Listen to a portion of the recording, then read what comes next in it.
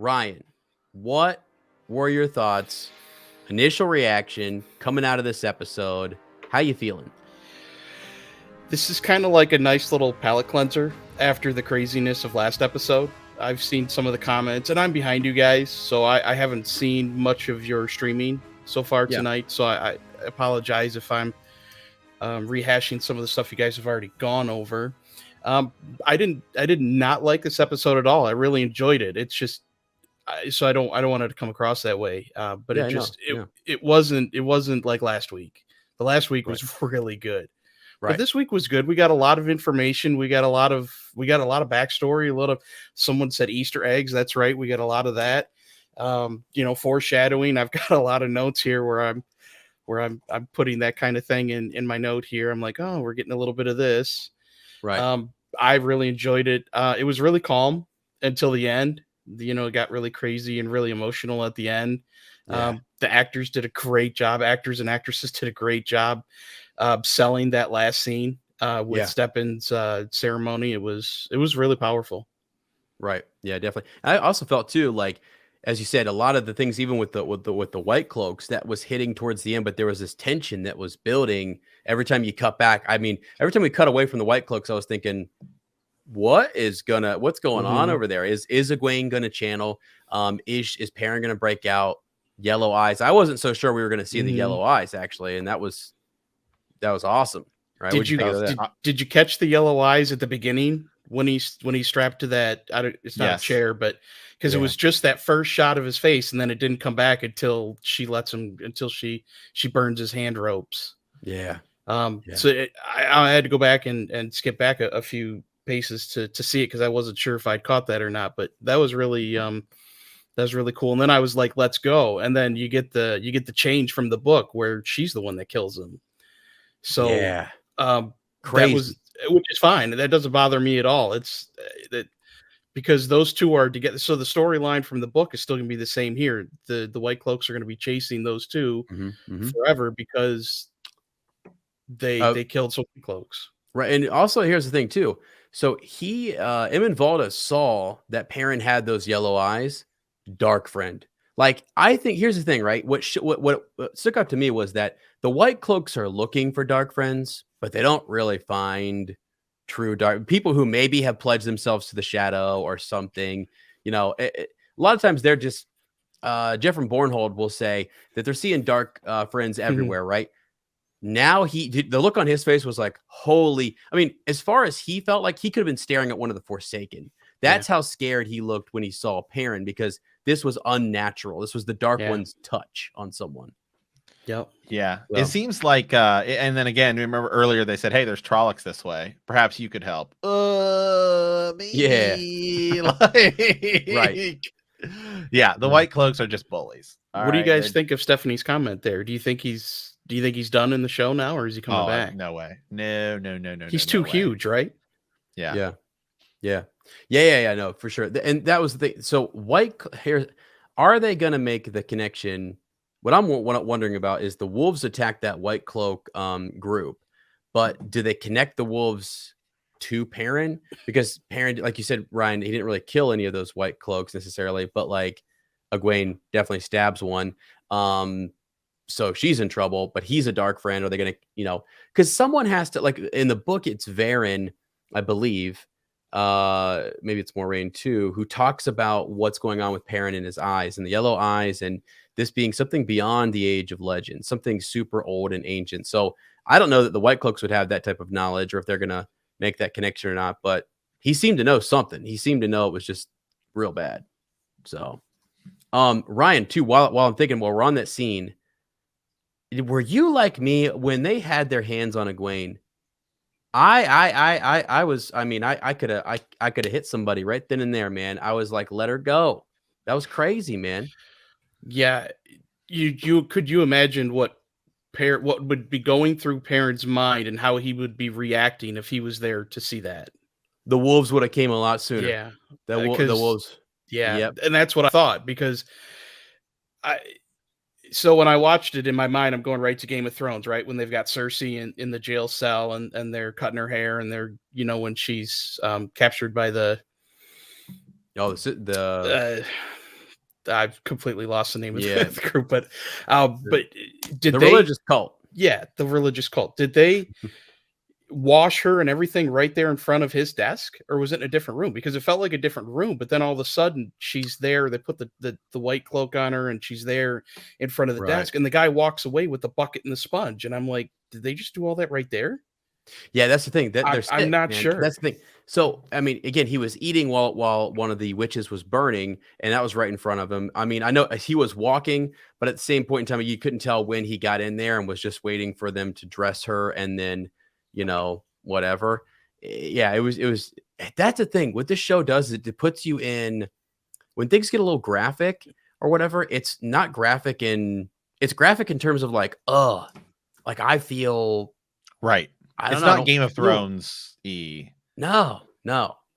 I was like, God, don't. I mean, because she Yeah. has such a an innocence to her. She's again, all of Mhm. them coming from the Two Rivers feel like they're just these wide-eyed kids coming into the world, and so that's why Nynaeve, I love her. The way her actions is like she's coming after them. Those are her people. Those are her. Mhm. When Very she protective. right, the story with Egwene, right? I mean, the story Yeah. with Egwene and how she healed her and held her hand. I mean, it touches Right. your heart. Here's a question for you. How is he capturing these Aes Sedai? Well, wasn't that interesting? So you saw how they came up on Moraine.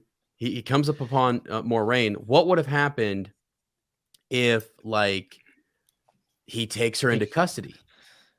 But I guess the question though is why aren't the Aes Sedai defending themselves against them? Because in the last episode, they flat out Leandra and the other Aes Sedai are talking about you can't like no an army can't take on seven full like sisters. So I Yeah. mean, when the White Cloaks show up against Moraine, I know Moraine's injured. Mhm. So like, okay, we know in that, but a full strength Moraine, it's like there's only like 20 guys. I don't think See, she'd have an issue like taking them well, out.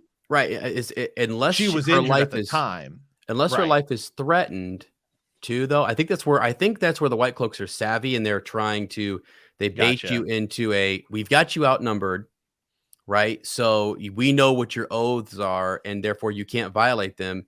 Maybe what do you think? I mean, Ryan, any thoughts on that? Like how is it that they're able to bait the Aes Sedai into a questioning? I guess. It must be the only time they're successful is when they catch them not one on one, but when they catch one by themselves, right? Because when we see that with the yellow Aes Sedai, Yeah. or the yellow Aja, sorry, Yeah. she's by herself, assuming that there wasn't a second one that they were holding to a later time, Or a and then they come warder, maybe. across right, and Might without the not. war, what happened to her warder? We don't know. Does the yellow She might not have one right? either. Yeah. Do the yellow Aja have warders? Did she just not have one? Were they backstory we probably won't get, and it's probably not relevant for a for a show Hmm. where you can get into more detail in the books. But I can't imagine that however many of the questioners and their troop they could take out more than one Aj, and I don't know how many of them they would need to take out one. Do they Hmm. have to come across them when they're weak or when they're hiding and they question them and they bait them in? Once they get them into the chair and they shut down their hands, Hmm. Right. is Oh, that that the was only time crazy. they're successful? That was Yeah. crazy. He was saying some of them said they could channel without their hands. What do And you what do you guys think about, and I think they're doing a really interesting way, is that here you have we've been building the Aes Sedai maybe shouldn't be as trusted as we think, with the White Cloaks and Tom Maryland talking about it a little bit. Then you have Leandrin on the other side saying we should stop all men from channeling, and the Aes Sedai, talking about how the Aes Sedai are sort of like it's the world is fine as long as everyone plays by our rules, essentially. Mhm. But then here on the other side, you have the White Cloak saying, well, the Aes Sedai are the problem and they shouldn't be allowed to channel. So, I mean, what do we think about the way they're sort of clashing these ideologies together? Well, I mean, it's a cool thing because it's definitely there in the books, and it's way played up, way Mhm. more intense, and the consequences are interesting. Like Aes Sedai are being killed and burned at the stake. I think it's good because it's sort of they can almost imply that it's the Dark One's, it's unnatural, that anything that's sort of unnatural like this is of the Dark One. And that's what they're going with. Not just men channeling. That's they're kind of saying that's just an Aes Sedai thing. It's a legend, it's lore, but the idea that anyone could do something this unnatural means it's of the Dark One. And therefore, yeah, right here. There's no way the power comes from anything but the dark. Yeah. Wild, man. Yeah, and they're it's their job as children of the light. We've been calling them white cloaks, guys. We need to refrain from that. They are just children of the light, okay? Servants of the light. Well, that was interesting, by the way, too, when the Tinker said that a child's palm over like could cover like the sunlight, right? Yes. And that was like the power behind the leaf. I was like, oh my god, it's cool. Ways of life, you know. Yeah, the way they're pushing forward all these different perspectives on life and everything is super cool. The way I mean, yeah, Ryan. So what do you think? What do you think about the rest of the season? What do you think it's going to look like? So we've got 3 episodes left. We've got. So when I think about the first book, you've got all the craziness at the beginning where they're in the 2 rivers and then they escape and then they get through Shadar Logoth, I think is how they said it in the show now. That's a pretty quick opening set of chapters to the book. And then it seems like the book drags on with a lot of traveling, but there's a lot of events going on. And we skip through all that because now they're all back together, save for, we're still waiting on Egwene and Perrin now. I don't know how far away they are from the rest of the group now. But they're escaping out of there. They're making their way.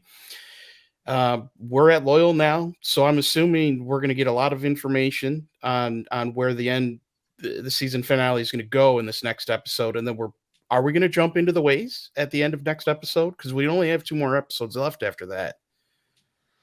Yeah, I think so. I think we might. I can't remember which the title is of the one. I believe episode 7 is The Dark Along the Ways. So that's got to be, that probably starts off. I mean, I'm just assuming, but it starts off. Yeah. Yeah. I think we go to the Waygate at the end of episodes. So I think episode 6 is setting. Yeah. So I think episode 6, which is next week, sets us up. And then we all go to the Waygate. Now remember, Loyal goes with them, which is interesting. Yeah. So that's going to be something we see in this next episode is like somehow Loyal is going to get brought along with this group. And it does feel like we just met him. It does, but he's already in the books. He's there for a little bit longer, right? But it does kind of feel like he's just inviting himself along already, because that the comment that was perfect, and his voice, the depth of his voice is just perfect. It's so deep, and it just takes you right out of a human voice to be in more of a creature voice, and I like that. You're an ogre? No, I'm an ogier. Yeah, I like that. Make that distinction for the people watching the episode. That was great. Yeah, that was good. That was really good. Quick random question. I don't know. Let me see if I can find a timestamp on this. When Matt and Rand are walking into Tar Valon, there is a curious stone right there on the side of the road, and I don't know if you guys saw like the glyphs on that. But I think, and I don't know, comments, people leave me a comment, whatever, he bumps into it, and it's almost like they were implying that this stone was something that was going to be important later on, like a portal stone. Like, we might not actually travel through a portal stone, but maybe that was a marker of some kind. It's just an ancient stone. I could be wrong because it's right along the road, and it doesn't seem like it'd be the place where the portal stone was at, but the glyphs on it just looked like, it felt like it was going to be from that scene when they go through the portal stones. But I think there was a second spot where we see something else, a different location where we see another one. Yeah, I had that in my notes that I saw too, and I can name where they were, what the scene was. But the scene where Loyal. So first of all, Perrin and Egwene are close enough to see the White Tower, which again is sort of interesting because it's like, man, the White Cloaks are. Oh, that's true. They're close. They're doing some stuff pretty close. There's a scene where I think they're like was it them or was it Matt and Rand? You can see them sort of running, and they run by this stone that's got like 3 faces on it. Now I don't know if that's supposed to Yeah. be anything other than just like it looks cool. Yeah, what was that? There But were it three was three something. faces. It was something that I noticed. Right. Those are little tiny things that are interesting to the world. They make this world look intriguing. And so if you're someone who's coming into this and you've just never read the books or anything, you're like, okay, there's lore. There's lore right in those stones. Perrin and Egwene pass one too. Yeah. Perfect. Oh, and also, so the same road that Rand and Matt come in on is the same one that it might not be the exact same road. There's a little tiny bridge where Moraine and all the Aes Sedai come into Tarval, and they pass the same stone. They keep passing this portal stone, and I have it right here. It's at 7 minutes and 1 second is where I'm at right now, and it's Rand staring at what looks like a portal stone. So I'm gonna take a screenshot of this just because fascinating. You know what I mean? Right. So. Because the glyphs on it, I just feel like I doubt we're gonna use one. I mean, maybe we will. No, I think we're doing the ways this season, but I think portal stones later will be a thing. You think we're gonna use one later? Yeah. Okay. I do. Yeah. Because that's our introduction in the books, at least, to I'm not sure what she calls herself in that scene, but for this Forsaken, right? In Lanfear. Yeah. Lanfear. So What is she? Celine. Celine. Thank you. Yep. Mhm. Yep. Yeah. Good point. Right. That's where we're introduced to her when they're because I could be misremembering that now. No. You're 100% right. That is where we are introduced to her. And so the fact that he has this encounter with it, and I'm taking some guys. This shot of Rand standing in front of this portal stone is. I'm gonna call it a portal stone. He's got his hood up. He looks like freaking screen shared here. He looks like freaking Robin Hood. Oh, here I can share one. Yeah, let me. Can we? Yeah, we can share one. Let me yeah, I think that's okay. Just I don't know that we can show like full video or anything, but I think the one screenshot should probably be okay. If we get shut down here in 2 seconds, it'll be Ez's fault. Oh my god, could you imagine? Jeff Bezos is literally watching this stream and he's like, "All right, pull these guys up." Yeah, shut these guys down. Oh my god. Where did the horses go? The horses. Good question. Where they at? Well, where's Bella? We need some people. People want to know where Bella is. So boom. Hopefully we don't get shut down here, but there's that one shot right there. And then if we go back just a little bit here, so please don't shut us down. I saw it. Yes. Sorry. I can't frame it up right. Just perfect. Right there it is. There's the stone. That's all I'm gonna show. All right, I'm done. Remove this. Get this off here. Freaking Amazon, please don't. God. But no, it's freaking cool. I think it's awesome, and I'm interested to see what folks think as to whether or not that was a portal stone. I'll show an image of the glyphs on it too in post-production. I wonder if we're not going to get an extended cut version of this season with a bunch of scenes that were cut. That'd be cool. Yeah, that would be extra, some behind the scenes and stuff like that. Yeah, that would be the cool. show's doing really well, which is great. I love it's great to see because it means that everything is, the more successful it is, the bigger and better season 2 will be and season 3 will be, and then eventually, hopefully, season 4. We're greenlit for season 3, but I think it's pretty likely that season 4 will be a thing too. Oh yeah, me too. Especially which is crazy to think about because it's like, man, season 4 we should be halfway through the series. It doesn't feel like we're. I mean, Ryan, what do you think about the pace? I mean, so far. It's been really well. I mean, I think it's been really good because the lead up of the first 3 episodes into 4, man, that was so great. And then we've got a little bit of calm down episode now, and I think we're gonna hit the gas pedal and go hard the next 3 weeks with wherever next week might not be anything crazy, might just be a lot more knowledge. We're going to be introduced to Amyrlin's seat and maybe we get Elaine now. I know you guys have talked about in the past that she wasn't coming till season 2, but I was upset. I thought we were getting Min today. I just thought that was going to happen, but and I think we talked about that last week or a couple of weeks ago. And I love Min's character in the book. She's one of my favorites. So I was really hoping for it.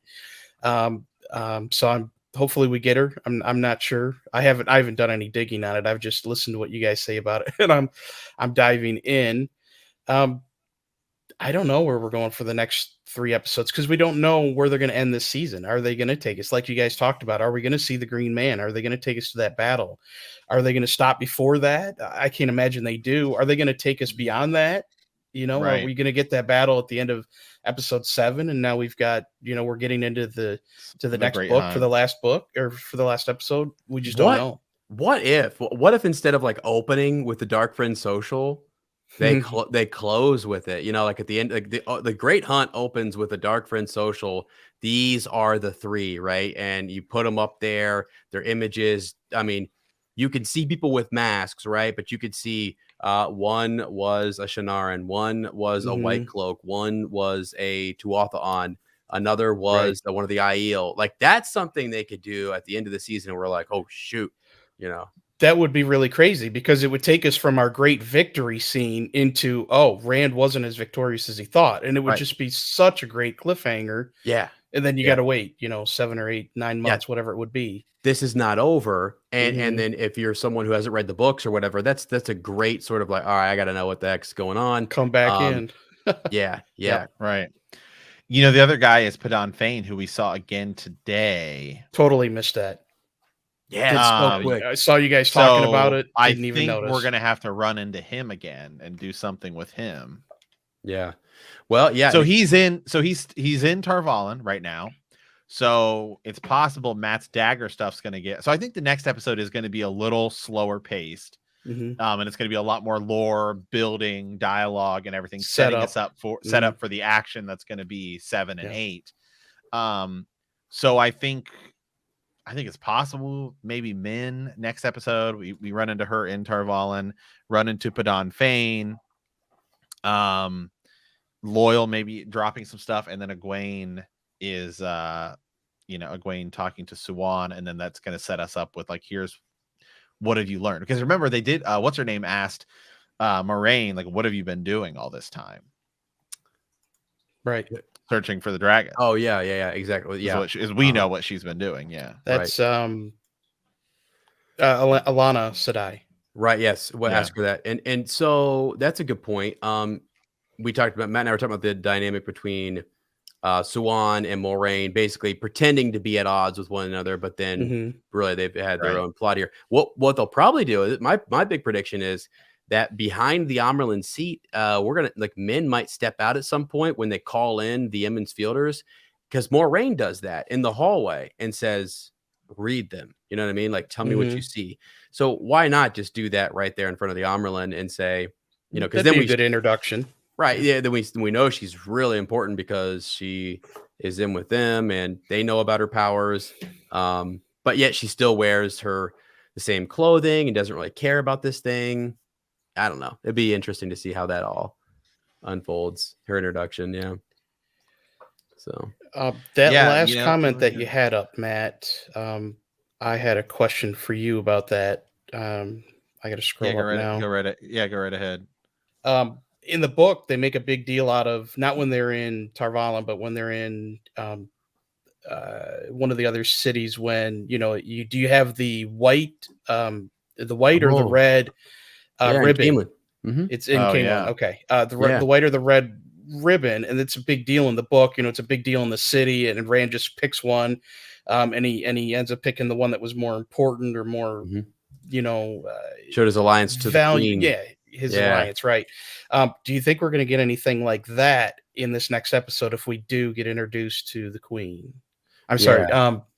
You're right. That's for the Queen. Never mind. We're not getting the Queen. We're getting the Amerlin seat. It wouldn't surprise me though if they still do that at some point, because it's a real good way to kind of show some of that Taviran nature, and just that randomly picking, having no idea. And then rolling with that and it being significant to wrap your sword, because he's trying to hide, as you said, this comment here is to hide that heron marked blade, because it's drawing too much attention to him. He's a man traveling with an open marked heron marked blade, and that's a problem for him. So yeah, that's we might see him disguise it in some way, right? Land might say, yeah. So real quick.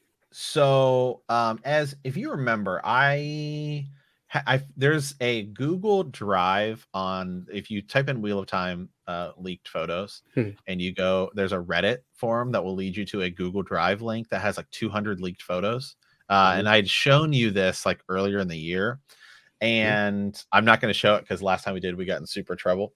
But we got like a copyright strike on our channel, so not going to do that. However, one of the ones in this drive here. So major spoilers.